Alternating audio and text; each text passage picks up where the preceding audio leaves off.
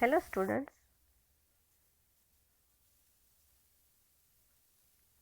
આજનો ટોપિક છે grammar unit number 11 direct and indirect speech. તો સૌપ્રથમ આપણે ડાયરેક્ટ ઇનડાયરેક્ટ સ્પીચ વિશેની માહિતી મેળવીએ. સામાન્ય રીતે એક વ્યક્તિએ કહેલી વાત એના એ જ સ્વરૂપે બીજાને કહેવામાં આવે તેને પ્રત્યક્ષ કથન એટલે કે ડાયરેક્ટ સ્પીચ કહેવામાં આવે છે. પણ કેટલીક વાર એ રીતે રજૂઆત કરવામાં ગેરસમજ થવાની શક્યતા નિવારવા આખી વાત અન્ય કોઈ વ્યક્તિ પોતાની રીતે રજૂ કરી ત્રીજી વ્યક્તિને કહી સંભળાવે છે, તેમાં અર્થમાં પરિવર્તનને લેશમાત્ર અવકાશ ન હોય. આ પ્રકારની રજૂઆતને પરોક્ષ કથન એટલે કે ઇનડાયરેક્ટ સ્પીચ કહેવામાં આવે છે. હવે ડાયરેક્ટ સ્પીચને પ્રત્યક્ષ કથન કહેવાય છે કે જે તમને કોઈ સામાન્ય રીતે કોઈ એક વ્યક્તિ છે એની એ જ વાત તમને બીજા સ્વરૂપે કહે.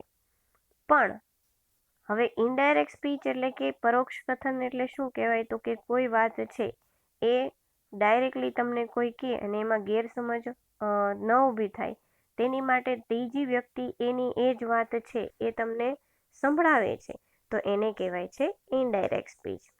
હવે ઇનડાયરેક્ટ અને ડાયરેક્ટ સ્પીચ માટે અહીં આપણને 3 કાળ છે એ સૌપ્રથમ આપણે સમજવાના છે, એટલે કે 3 કાળનો ઉપયોગ કરીને ડાયરેક્ટનું ઇનડાયરેક્ટ કરવાનું છે. તો સૌપ્રથમ છે એસર્ટિવ સેન્ટેન્સ એટલે કે વિધાન વાક્ય, જેને આપણે હકાર વાક્ય પણ કહી શકીએ છીએ. તો આજે આપણે 3 કાળ પ્રમાણે ડાયરેક્ટ ઇનડાયરેક્ટ સ્પીચ સમજીશું. એમાં પહેલું છે સાદો વર્તમાન કાળ એટલે કે સિમ્પલ પ્રેઝન્ટ ટેન્સ, બીજું સાદો ભૂતકાળ એટલે કે સિમ્પલ પાસ્ટ ટેન્સ, અને ત્રીજો છે સાદો ભવિષ્યકાળ એટલે કે સિમ્પલ ફ્યુચર ટેન્સ. હવે ડાયરેક્ટ સ્પીચના મુખ્ય ક્રિયાપદ એટલે કે અવતરણ ચિહ્નનો બહારને રિપોર્ટિંગ વર્બ કહે છે, ટૂંકમાં આરવી કહીશું. હવે જુઓ, અહીં તમને નીચે ઉદાહરણમાં હી સેડ આપ્યું છે, એ અવતરણની બહારનો શબ્દ છે, એને કહેવાય છે રિપોર્ટિંગ વર્બ. અંડરલાઈન કરીને તમને દેખાડું છું.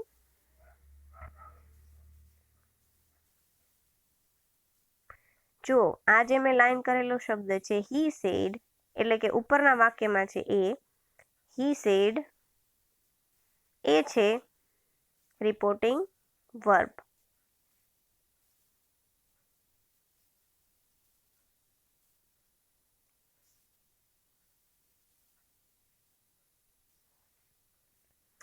એટલે કે રિપોર્ટિંગ વર્બને ટૂંકમાં આરવી કહેવામાં આવે છે. પ્રત્યક્ષ કથન એટલે કે ડાયરેક્ટ સ્પીચને ટૂંકમાં ડીએસ કહીશું. રિપોર્ટિંગ વર્બને આરવી અને ડાયરેક્ટ સ્પીચને ડીએસ કહેવામાં આવે છે. For example, he said he writes well, એ ડાયરેક્ટ વાક્ય છે. તો એનું જ્યારે આપણે ઇનડાયરેક્ટ કરીએ ત્યારે એનું સાદા વર્તમાન કાળનું થઈ જશે ભૂતકાળ. હવે સાદો કયો કાળ છે શેના પરથી ખબર પડશે, તો કે ક્રિયાપદ પરથી. એટલે કે અહીં ક્રિયાપદ આપ્યું છે રાઇટ્સ. તો રાઇટ્સ છે એ સાદો વર્તમાન કાળ છે, તો અહીં આપણે સાદા વર્તમાન કાળનું ઇનડાયરેક્ટ સ્પીચમાં થશે સાદો ભૂતકાળ, એટલે રાઇટ્સનું થઈ જશે વ્રોટ. તો વાક્ય બનશે he said that he wrote well. એટલે કે હી સેડ પછી તમારે ધેટ છે એને લગાવવાનું આવશે. એ વન ટાઈપ ઓફ કન્જક્શન કહેવામાં આવે છે. એટલે he said that he wrote well એટલે એ થઈ ગયું એનું ઇનડાયરેક્ટ સ્પીચ. હવે આ ઉપર જે વાક્ય આપ્યું છે એનું તમને નીચે એક્સપ્લેનેશન આપ્યું છે, આપણે સમજી લઈએ. ઉપર આપેલા પ્રત્યક્ષ કથન એટલે કે ડાયરેક્ટ સ્પીચમાં આરવી સેડ સાદા ભૂતકાળમાં છે, એટલે કે વાક્ય જે છે એ શેમાં આપવામાં આવ્યું છે, તો કે સાદા ભૂતકાળમાં. સેડ છે એ ભૂતકાળ છે, સે હોય તો એ વર્તમાન છે, તો સેનું થઈ જાય સેડ. એટલે અહીં તમને સેડ જે આપ્યું છે એ શું છે, તો કે સાદા ભૂતકાળમાં છે. સેડ પછી કોમા છે અને ડાયરેક્ટ સ્પીચ અવતરણ ચિહ્નનો ઇન્વર્ટેડ કોમા વચ્ચે આવેલું હોય છે. એટલે કે બે ઇન્વર્ટેડ કોમાની વચ્ચે છે એ તમને ડાયરેક્ટ સ્પીચ છે એ આપવામાં આવેલી હોય છે. ક્રિયાપદ રાઇટ સાદા વર્તમાન કાળમાં છે. એટલે મેં જે સમજાવ્યું છે ઉપર એ જ છે કે ભાઈ ક્રિયાપદ રાઇટ્સ છે એ સાદા વર્તમાન કાળનું છે. તો બીજું વાક્ય છે ઇનડાયરેક્ટ સ્પીચમાં કોમા અને ઇન્વર્ટેડ કોમાઝ નીકળી જાય છે. એટલે કે જ્યારે તમે ડાયરેક્ટનો ઇનડાયરેક્ટ સ્પીચ કરશો ત્યારે જે તમને કોમા અને ઇન્વર્ટેડ કોમા આપ્યા છે એ બંને નીકળી જાય છે. બે વાક્યો વચ્ચે સંયોજક ધેટ મૂકવામાં આવે છે. એટલે કે હી સેડ છે એ અને ઇન્વર્ટેડ કોમા વાળું જે વાક્ય છે એ બંનેને જોડવા માટે ધેટનો ઉપયોગ થાય છે જેને સંયોજક કહે છે. ઇનડાયરેક્ટ સ્પીચનું ક્રિયાપદ રાઇટ્સ વર્તમાન કાળમાંથી વ્રોટ ભૂતકાળમાં ફેરવાઈ ગયું છે. એટલે મેં તમને કીધું એમ કે ભાઈ સાદો વર્તમાન કાળનું થશે સાદો ભૂતકાળ એટલે રાઇટ્સનું થઈ જશે વ્રોટ. આમ શાથી થયું તે સમજીએ. હવે જે આપણે ઉપર ફેરફાર તો કર્યા પણ એ શું કામ થયું અને કેવી રીતે થયું એ આપણે જોઈએ. આરવી ભૂતકાળમાં હતું તો ડીએસનું ક્રિયાપદ રાઇટ્સ પણ ઇનડાયરેક્ટ સ્પીચમાં સાદા વર્તમાન કાળમાંથી સાદા ભૂતકાળમાં ફેરવાય. એટલે કે આરવી છે એ ભૂતકાળમાં હતું એટલે કે સેડ છે એ ભૂતકાળમાં હતું એટલા માટે તમને જે વાક્ય આપવામાં આવ્યું છે એમાં સાદા વર્તમાન કાળનું થઈ ગયું સાદું ભૂતકાળ એટલે કે રાઇટ્સનું થઈ ગયું વ્રોટ. હવે તમારે સામાન્ય રીતે જે ચેન્જીસ છે જે કાળ પ્રમાણે એટલે કે કાળ પરિવર્તન છે એ કેવી રીતે થાય છે તેના નિયમ શું છે એ તમારે અહીં યાદ રાખવાના છે. પેલું છે આરવી કોઈ પણ પ્રકારના વર્તમાન કાળમાં કે કોઈ પણ પ્રકારના ભવિષ્યમાં હોય તો ડીએસના ક્રિયાપદના કાળ પર કોઈ અસર થતી નથી. એટલે કે કાળ પરિવર્તન થશે નહીં. બીજી વાર બોલું છું, આરવી કોઈ પણ પ્રકારના વર્તમાન કાળમાં કે કોઈ પણ પ્રકારના ભવિષ્ય કાળમાં હોય તો ડીએસના ક્રિયાપદના કાળ પર કોઈ અસર થતી નથી. એટલે કે તમને કોઈ પણ આરવી એટલે કે સેડ છે રિપોર્ટિંગ વર્બ છે એ જો ભૂતકાળનું હોય તો જ તેમાં ચેન્જીસ થશે. બાકી જો વર્તમાન કાળનું આપ્યું હશે તો એની અસર ક્રિયાપદ પર થશે નહીં. એટલે કે વાક્યની અંદર તમને જે ક્રિયાપદ આપ્યું હશે એ એમનું એમ જ રહેશે. ક્યારે એમનું એમ રહેશે કે જ્યારે વાક્યની અંદર રિપોર્ટિંગ વર્બ છે તે સાદા વર્તમાન કાળનું અથવા તો સાદા વર્તમાન કાળનું નહીં પણ કોઈ પણ વર્તમાન કાળનું અથવા તો ભવિષ્ય કાળનું હશે તો એની ક્રિયાપદના કાળ પર કોઈ અસર થશે નહીં. એટલે કે કાળ પરિવર્તન થશે નહીં. બીજો નિયમ આરવી ગમે તે પ્રકારના ભૂતકાળમાં હોય પણ ડીએસમાંનું કથન કોઈ શાશ્વત સત્ય હોય તો ડીએસના ક્રિયાપદના કાળ પર કોઈ અસર થતી નથી. એટલે કે કાળનું પરિવર્તન થશે નહીં. હવે બીજો નિયમ હવે આરવી છે એ ગમે તે ભૂતકાળના કાળમાં હોય તેમ છતાં પણ જો વાક્ય છે એ સનાતન સત્ય આપ્યું હોય તો પછી એમાં કોઈ ફેરફાર થશે નહીં. જો સનાતન સત્ય વાક્ય ન હોય તો એમાં કાળ પ્રમાણે બદલી શકાશે. તે સિવાયના કાળના પરિવર્તનો નીચે આપેલા નિયમો પ્રમાણે કરવા. આ નિયમો વિધાન વાક્યો પૂરતા જ છે. એટલે કે આ જે ઉપર જેટલા કાળ તમને દર્શાવવામાં આવ્યા છે કે ભાઈ વર્તમાન કાળ અને ભવિષ્ય કાળ હોય તો વાક્યમાં કોઈ પર કાળમાં ફેરફાર થશે નહીં. બીજું કે ભૂતકાળનું ગમે આરવી હોય પણ અંદર તમને ડીએસ છે એટલે કે ડાયરેક્ટ સ્પીચ છે એ સનાતન સત્ય વાક્ય હોય તો પછી એમાં કોઈ બદલાવ થશે નહીં. અને ત્રીજો એ નિયમ કે એની સિવાયના કોઈ પણ કાળ છે તો તમારે કેવી રીતે એમાં વાક્ય પરિવર્તન કરવા. અને એ નિયમો માત્ર વિધાન વાક્ય એટલે કે હકાર વાક્ય માટે જ લાગુ પડે છે.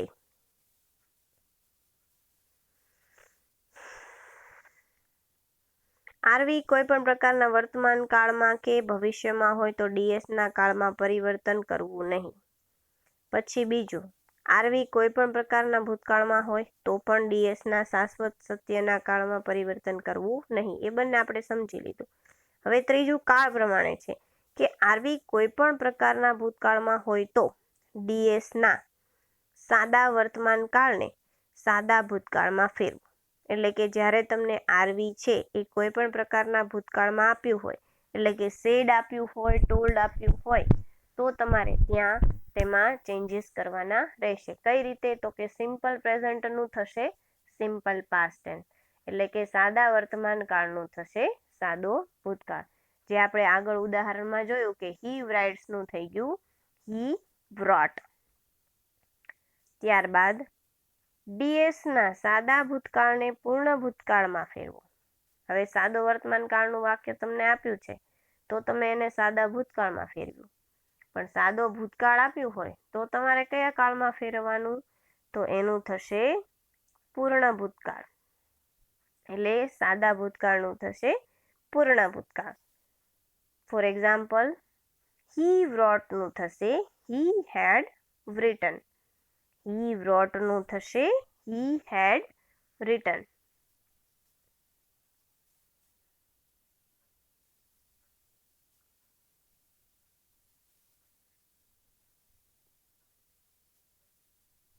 અહીં ધ્યાન આપજો.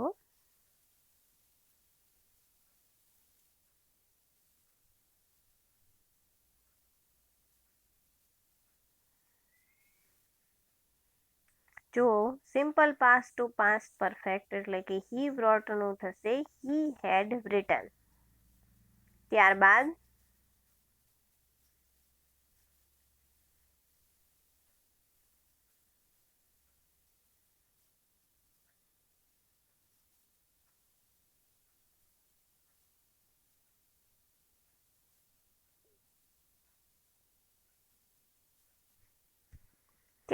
છે ફ્યુચર ટેન્સ. હવે સાદો વર્તમાન કાળ ને સાદા ભૂતકાળને તો આપણે સમજ્યા કે કઈ રીતે તેની અંદર ફેરફાર કરવાના છે.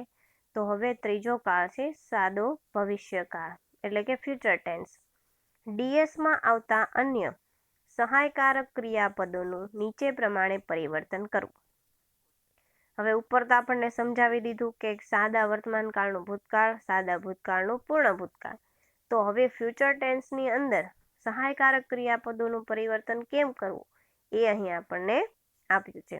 શેલનું થશે શુડ, વિલનું થશે વુડ, મેનું થશે માઇટ અને કેનનું થશે કોડ. એટલે કે જ્યારે વાક્યની અંદર તમને આ સહાયકારક ક્રિયાપદો આપ્યા હોય તો તમારે આ પ્રમાણે તેમાં બદલાવાના છે. નોંધ, શેલ અને વિલ બંનેનું વુડમાં પરિવર્તન કરી વુડનો ઉપયોગ કરવાનું વધુ પ્રચલિત છે. એટલે કે શેલ અને વિલ છે એ બંનેનું વુડ તમે કરી શકો છો, એટલે કે બંને સાચું જ પડે છે.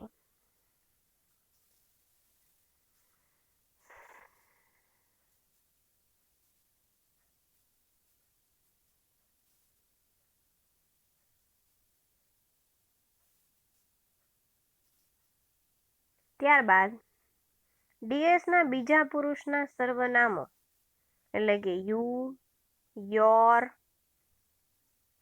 યોર્સ, યોરસેલ્ફ, યોરસેલ્વ્સનું રૂપાંતર આરવીના કર્મ એટલે કે ઓબ્જેક્ટ પ્રમાણે થાય છે. તો એટલે કે આપણે બીજા પુરુષનું શું કરવાનું છે? તો કે બીજા પુરુષના સર્વનામો યુ, યોર, યોર્સ, યોરસેલ્ફ, યોરસેલ્વ્સનું રૂપાંતર આરવીના કર્મ પ્રમાણે કરવાનું છે. એટલે કે એમાં જે પ્રમાણે કર્મ આપ્યું છે એ પ્રમાણે જ તેમાં ફેરફાર થશે. ડીએસના ત્રીજા પુરુષના સર્વનામો he, him, his, himself, she, her, hers, herself, it, its, itself, they, them, their, theirs, ધેમસેલ્વ્સનું રૂપાંતર થતું નથી. એટલે કે તમને જે અહીં સર્વનામો આપવામાં આવ્યા છે એ દરેક સર્વનામોનું રૂપાંતર ત્રીજા પુરુષના સર્વનામો જ્યારે ડીએસમાં આપ્યા હોય ત્યારે તેનું રૂપાંતર થતું નથી. નીચેનું સૂત્ર યાદ રાખો. SON એટલે કે ફર્સ્ટ પર્સન સબ્જેક્ટ પ્રમાણે, સેકન્ડ પર્સન ઓબ્જેક્ટ પ્રમાણે અને થર્ડ પર્સન નો ચેન્જ. એટલે કે જ્યારે તમને ત્રીજો પુરુષ એક વચન આપ્યો હોય ડીએસમાં ત્યારે તમારે એનું ફેરફાર કરવાનો નથી. હવે ફરી આપણે સિમ્પલ પ્રેઝન્ટ ટેન્સ પર ધ્યાન આપીએ. સિમ્પલ પ્રેઝન્ટ ટેન્સનું અહીં તમને ઉદાહરણ આપવામાં આવ્યું છે. રવિ સેઝ મોના ટીચિસ ઇંગ્લિશ. હવે જુઓ સેઝ છે એ સાદો વર્તમાન કાળ છે એટલે કે પ્રેઝન્ટ ટેન્સ છે. તો પ્રેઝન્ટ ટેન્સનું તમારે શું કરવાનું છે? પ્રેઝન્ટ ટેન્સ આપ્યું હોય એટલે ત્યારે નો ચેન્જ એટલે કે એનું એ જ વાક્ય મૂકવાનું છે. તો વાક્ય શું બનશે? Ravi says that Mona teaches English. માત્ર કંજક્શન ધેટથી જ વાક્ય જોડવાનું છે, બાકીનું વાક્ય એમનું એમ જ રહેશે. પછી જુઓ ભૂતકાળવાળું વાક્ય છે he said the earth moves round the sun. હવે ત્રીજો નિયમ યાદ કરો કે ભાઈ હી સેડ એટલે કે આરવી છે એ તમને ભૂતકાળમાં આપ્યું હોય તો વાક્ય છે એમનું એમ જ રહેશે. ભલે એ ભૂતકાળ છે છતાં પણ વાક્ય એમનું એમ શું કામ રહેશે? કારણ કે સનાતન સત્ય વાક્ય છે. હી said that the earth moves round the sun એટલે માત્ર ધેટથી જ વાક્ય જોડવામાં આવ્યું છે. શું કામ? કારણ કે તમને ઇન્વર્ટેડ કોમાની અંદર સનાતન સત્ય વાક્ય આપવામાં આવ્યું છે. ડી એ શાશ્વત સત્ય છે તેથી કાળમાં કોઈ પરિવર્તન થશે નહીં. ત્યારબાદ ત્રીજું he says I sing songs. હવે જુઓ હી સેઝ વાળું વાક્ય છે તો આઈનું શું થશે? હી. તો he says that he sings songs. હવે હીની સાથે ત્રીજો પુરુષનું ક્રિયાપદ આવે SES વાળું એટલે કે આઈનું થઈ જશે હી. તો ત્યાં આવશે હી સિંગ્સ સોંગ્સ. ડીએસનો પહેલો પુરુષ આઈ આરવીના ત્રીજા પુરુષ હી પ્રમાણે બદલાશે. એટલે કે જ્યારે તમને ડાયરેક્ટ સ્પીચની અંદર આઈ વાળું વાક્ય આપ્યું હોય એટલે કે પહેલો પુરુષ હોય તો તેને તમારે ત્રીજા પુરુષના હી પ્રમાણે બદલાવાનો રહેશે. ત્યારબાદ you says to me you are clever. You says to me you are clever એટલે સે ટુનું થશે ટેલ. એટલે યુ ટેલ મી ધેટ. હવે યુનું થઈ જશે આઈ તો એનો જવાબ આવશે I am clever. You say to me you are clever. તે મને કહ્યું કે તું હોશિયાર છે. તો એને આપણે ઇનડાયરેક્ટલી કહેવું હોય તો તે મને કહ્યું કે હું હોશિયાર છું. એટલે એનું વાક્ય બને છે you tell me that I am ક્લેવર. એટલે કે ડીએસનો બીજો પુરુષ યુ આરવીના કર્મ એટલે કે મી પ્રમાણે બદલાશે. મીનું થઈ જશે આઈ. ત્યારબાદ ફરીવાર યાદ રાખો ઉપરના વાક્યોમાં સાદો વર્તમાન કાળ, સનાતન સત્ય અને પર્સનલ પ્રોનાઉન્સનું રૂપાંતર કર્યું છે તેનો અભ્યાસ કરો. વાક્યમાં સે ક્રિયાપદ પછી કર્મ ઓબ્જેક્ટ હોય તો સે પછી ટુ પ્રેપોઝિશન આવશે. હવે જુઓ તમને આગળ સે ટુ વાળું વાક્ય જે આપ્યું છે એની વિશેની માહિતી છે કે વાક્યમાં સે ક્રિયાપદ પછી કર્મ ઓબ્જેક્ટ હોય તો સે પછી ટુ પ્રેપોઝિશન આવશે.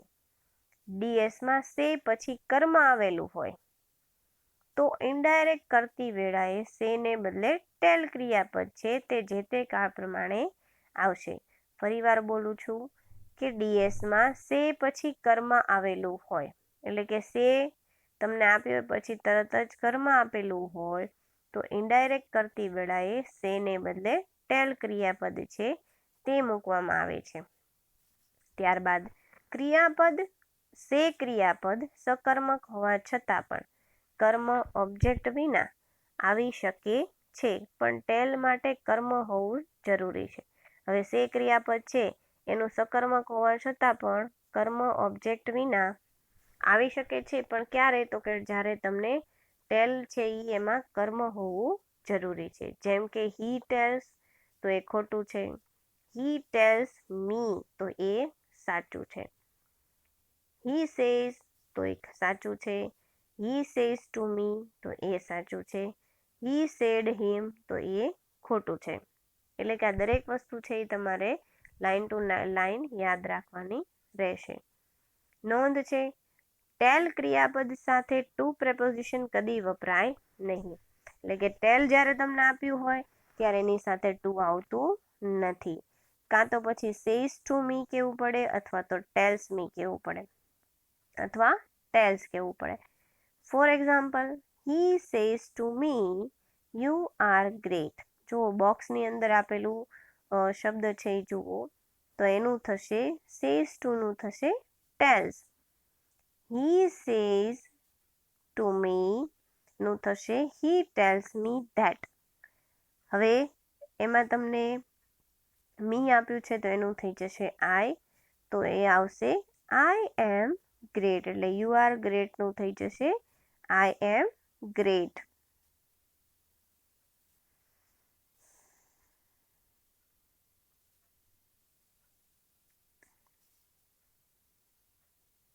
તો જુઓ આજે આપણે આટલા ટોપિક છે એટલે કે આટલી માહિતી મેળવી, જેની અંદર આપણે સાદો વર્તમાન કાળનું સાદો ભૂતકાળ કેવી રીતે થાય છે, તેના નિયમો શું છે, ડાયરેક્ટ ઇનડાયરેક્ટ સ્પીચની વ્યાખ્યા શું છે અને તેમાં કયા કયા નિયમો લાગુ પડે છે.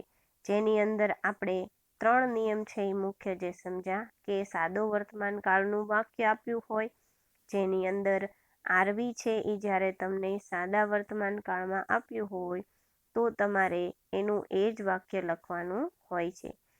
ક્યારે તમારે એનું એ જ વાક્ય લખવાનું કે જ્યારે તમને સાદો વર્તમાન કાળ અથવા તો કોઈ પણ વર્તમાન કાળ અથવા ભવિષ્યકાળ આપ્યો હોય તો એમાં વાક્યમાં કોઈ પણ ફેરફાર થતો નથી.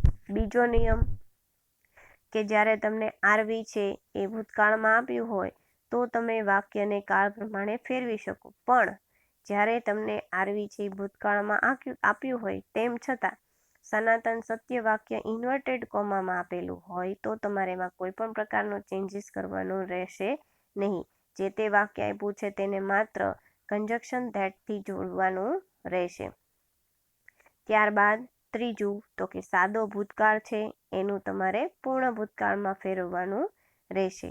તો આ હતું આજનું આપણું ટોપિક, જેની અંદર આપણે ઇનડાયરેક્ટ સ્પીચમાં પહેલો નિયમ છે એટલે કે સાદા વર્તમાન કાળ વિશેની માહિતી મેળવી.